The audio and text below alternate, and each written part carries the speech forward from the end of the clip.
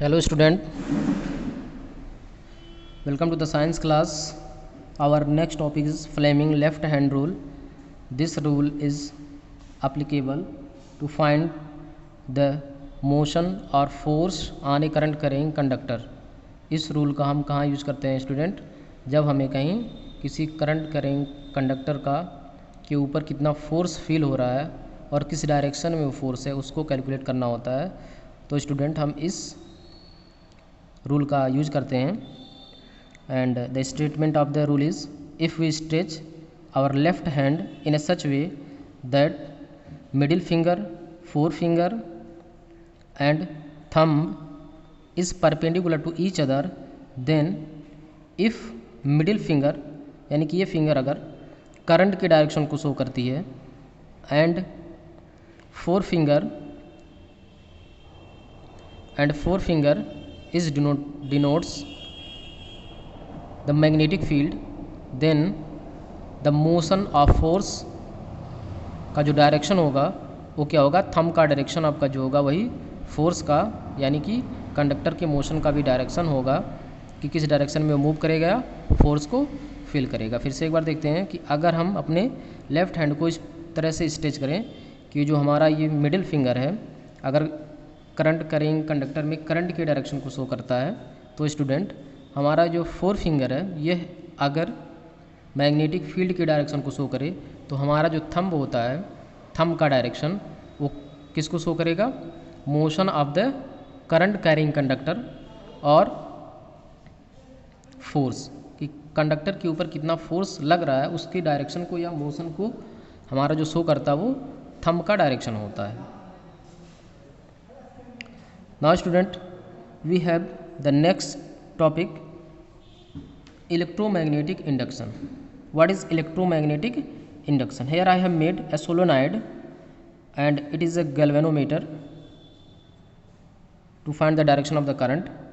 Current की direction को find करने के लिए हमने यहाँ पर एक गैल्वेनोमीटर को इंट्रोड्यूस किया हुआ है। अब क्या करते हैं कि स्टूडेंट इलेक्ट्रोमैग्नेटिक जो इंडक्शन होता है इसको सबसे पहले माइकल फेराडे ने क्या किया था? सर्च किया। माइकल फेराडे ने इसको क्या किया? सर्च किया।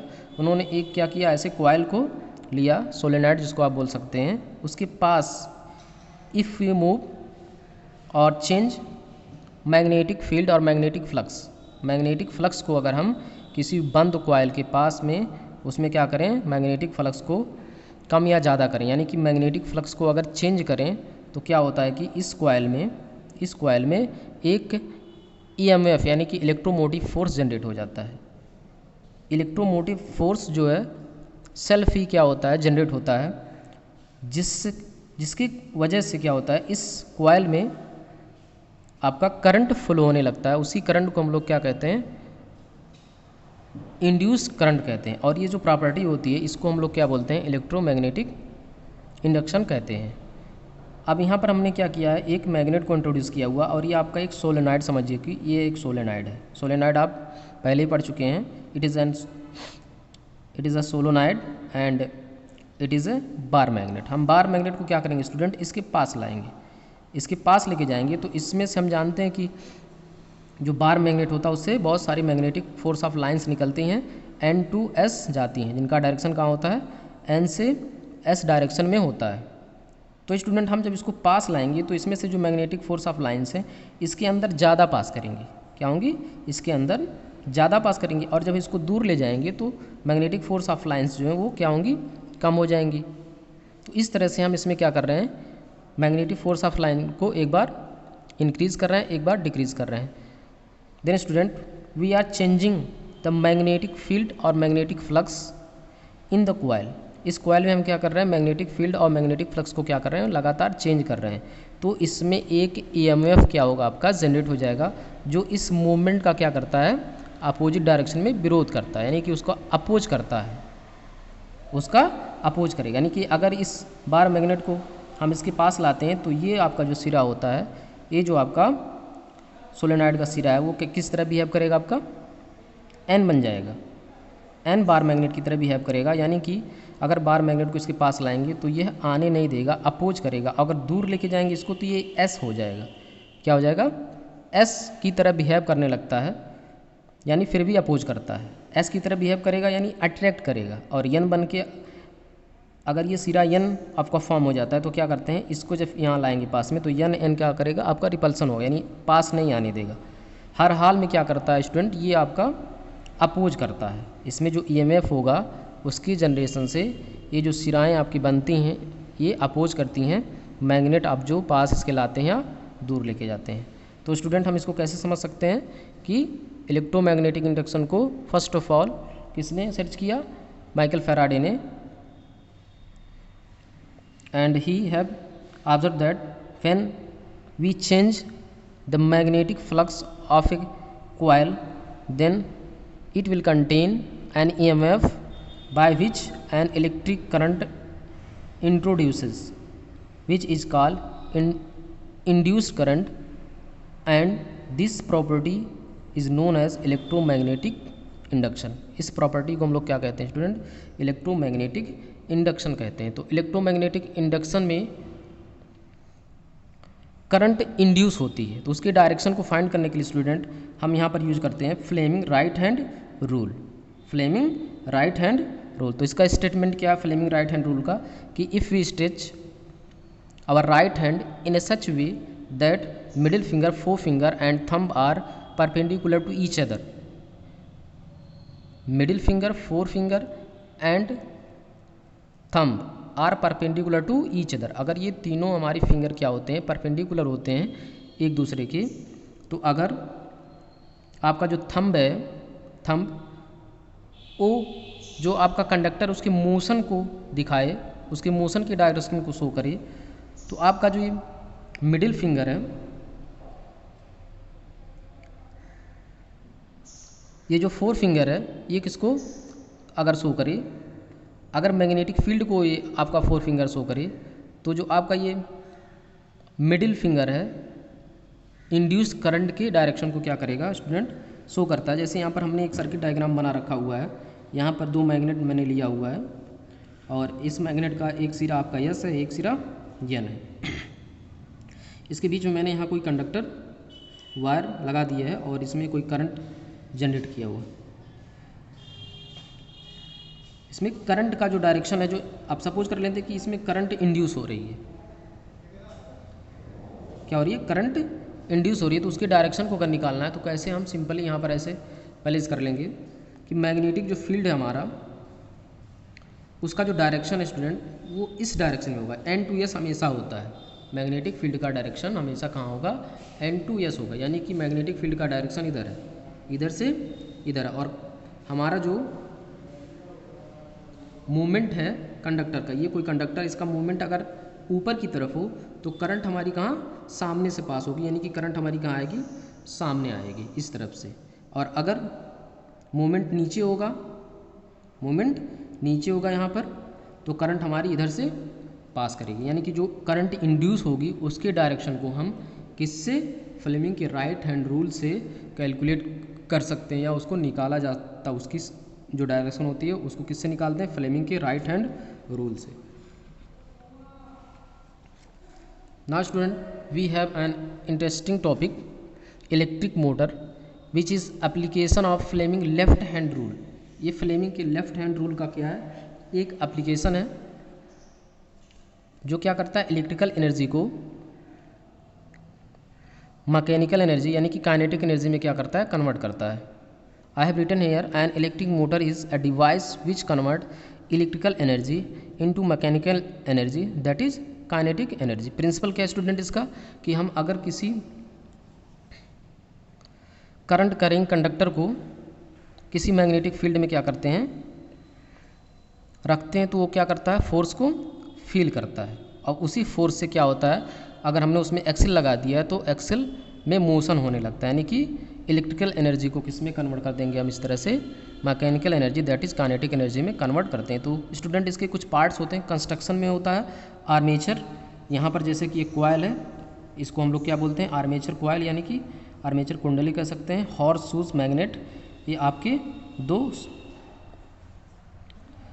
हाई पावर के मैग्नेट होते हैं। Split ring commutator, here is split ring commutator C1 and C2, it is made of copper wire. ये कॉपर वायर से क्या होता है, बना होता है बैटरी एंड बुरसेस। यार B1 and B2 is brushes and we have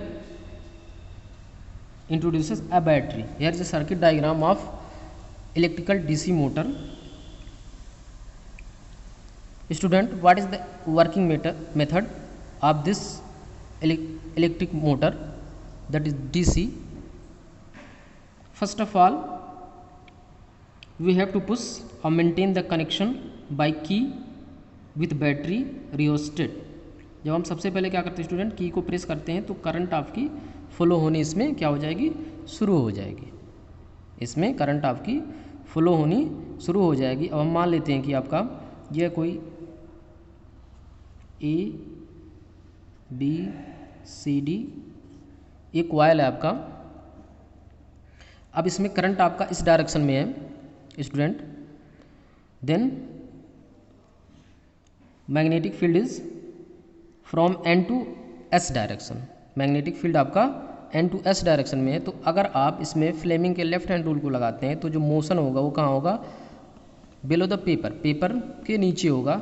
यानी इस डायरेक्शन में आपका क्या होगा, फोर्स होगा। और जब करंट इस डायरेक्शन में यहाँ आएगी तो यहाँ पर मैग्नेटिक फील्ड इस डायरेक्शन में और करंट ने अपना डायरेक्शन चेंज कर लिया है, तो स्टूडेंट इसमें जो फोर्स लगेगा वो ऊपर लगेगा। तो स्टूडेंट इसमें आपके दो फोर्स यहाँ फॉर्म हो जाते हैं, एक नीचे की तरफ और एक ऊपर की तरफ। इस तरह से इसमें एक टॉर्क बन जाता है। दो फोर्स जब अपोजिट डायरेक्शन में वर्क करते हैं तो स्टूडेंट उसमें क्या होता है, टॉर्क होता है, और उसको हम लोग मोमेंट ऑफ टॉर्क भी कहते हैं। And here is a split ring commutator. What is the work of split ring commutator? क्या होता है कि अब ये पूरा का पूरा कॉइल आपका सर्कुलेट करता है। आपका ये पूरा कॉइल स्टूडेंट सर्कुलेट करेगा, और जब ये 90 डिग्री होगा तो यहाँ पर ये जो आपके ब्रशेस हैं और ये जो आपका कम्यूटेटिव रिंग है, ये जब ये परपेंडिकुलर होता है तो इनका कनेक्शन कट जाता है। इनका कनेक्शन यहाँ पर कट जाता है, और जिससे इस सर्किट में करंट फिर फ्लो नहीं होती है। यानी कि इसको स्प्लिट रिंग कम्यूटेटर का क्या यूज़ है कि हम करंट के जो डायरेक्शन है एक स्पेशल डायरेक्शन में उसको मेंटेन करते हैं। जब ये परपेंडिकुलर होता है इस तरह से कॉइल आपका परपेंडिकुलर होगा तो यहाँ पर जो आपकी ब्रशेस हैं उनका कनेक्शन कट जाएगा। यानी कि फिर से जब ये हॉरिजॉन्टल होगा तो आपका जो C2 है वो आपका B1 ब्रश से अटैच हो जाएगा, और जो C1 आपका कम्यूटेटर रिंग है वो आपके B2 रिंग से क्या हो जाता है, अटैच होता है। और इस तरह से इसमें एक स्पेशल डायरेक्शन में आपका करंट का मूवमेंट होता रहता है। अगर यहाँ पर जो आपके स्प्लिट रिंग कम्यूटेटर है ये अटैच ही रहे तो जो करंट का डायरेक्शन है वो बदल जाएगा। इसलिए हम स्प्लिट रिंग कम्यूटेटर का क्या करते हैं, यूज करते हैं। अब स्टूडेंट क्या होता है, एक फोर्स नीचे लगा हुआ है and we have one force an upward direction, then we have here moment of torque. Moment of torque की वजह से क्या होता है, इसमें मोशन होने लगता है। यानी कि जो यहाँ पर एक्सिल हम यहाँ लगा के रखेंगे वो क्या होगा, उसमें मोशन हो जाएगा। यानी कि mechanical energy that is kinetic energy में वो क्या हो रहा है, वहाँ पर कन्वर्जन शुरू हो जाएगा आपका।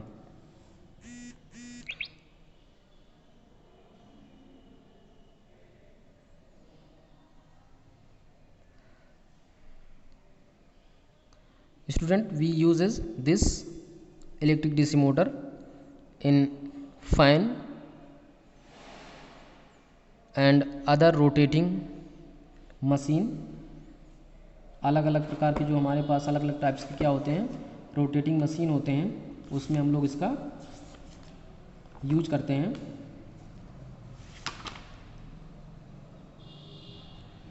अब student one question is here, हम इस एक्सेल के मूवमेंट को कैसे हम इंक्रीज़ कर सकते हैं और कैसे इसको डिक्रीज़ कर सकते हैं। तो आप इसमें दो तीन चीज़ें इंक्रीज़ या डिक्रीज़ करके यहाँ पर जो एक्सेल है उसके मूवमेंट को या तो इंक्रीज़ कर सकते हैं या तो डिक्रीज़ कर सकते हैं। One thing is there, number of coil. If we increase the number of coil then the force on the axle will increase and the movement of axle will also increase। यहाँ पर जो movement होगा Excel का वो भी क्या हो जाएगा, आपका कॉइल में जो नंबर ऑफ कॉइल हैं उनको इंक्रीज़ करने से मूवमेंट आप भी उसका ज़्यादा हो जाएगा।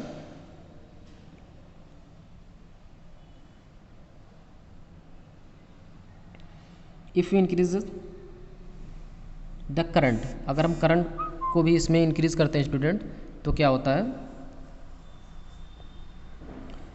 यहाँ पर जो एक्सिल है उसका मूवमेंट तेज हो जाएगा।